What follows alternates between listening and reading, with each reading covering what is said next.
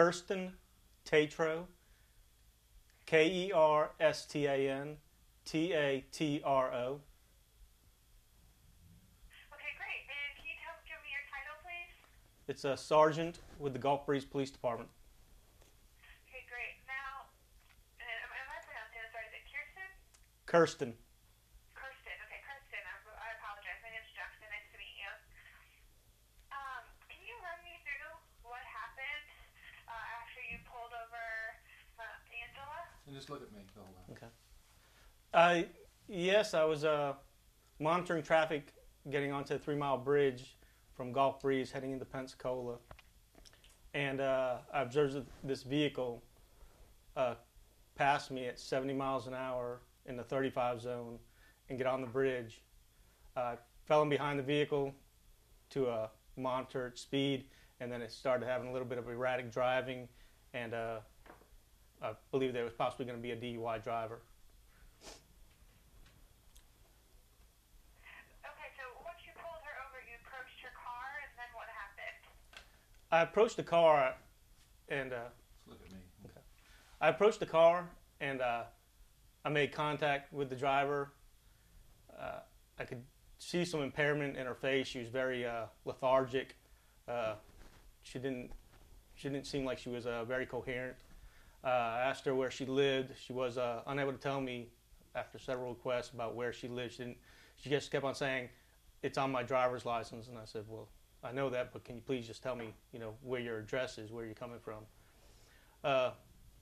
And she was not able to do that. I then asked her if she would do some field sobriety exercises that I'd found some clues of impairment to her ability of driving her vehicle this day, and she said she would.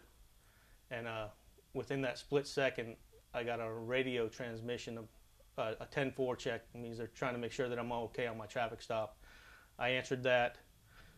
When I looked back down, I reached for the handle to try to open the door so I don't get hit with it, because a lot of times people that are impaired or not wanting to do right by me might try to open that door and bump me into traffic.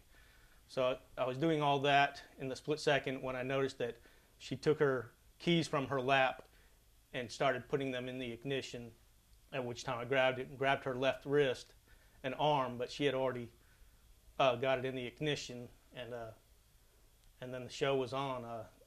My foot got run over. I had my right arm in, and when my right foot's being run over, that's when I can't move. I can't jump in this car. I can't jump from this car. I'm pinned to the ground, and then I believe that's when my arm breaks by hitting that window door jamb between the seat rest and the door. And then once my foot becomes released, I'm holding her left wrist, and I believe I let it go, and that's when I start to do the tumble. What were you thinking, when she took off and once you fell to the ground? You used the word split second, and the phrase split second several times. Did it happen super fast? It's very fast. Things slow down, but it was very fast. She sped off. You could hear her tires screech a little bit when she's accelerating away, and I just don't want my head to get popped by this vehicle, and I don't want to end up in the other side of the highway, and I don't want to hang on to this car any longer than I have to and end up in the intersection and getting struck by another vehicle or just going for a much more serious ride than I already did. How did you feel once you hit the ground and you weren't on the other side of traffic and you weren't underneath her car?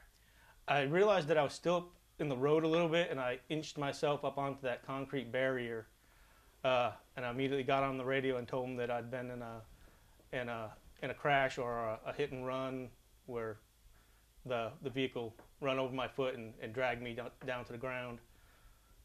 That was my first instinct. Once I realized that, hey, I'm all living still. Let's get her into custody. And then How did you feel? Were you relieved or were you anxious to get her? I was a little bit of.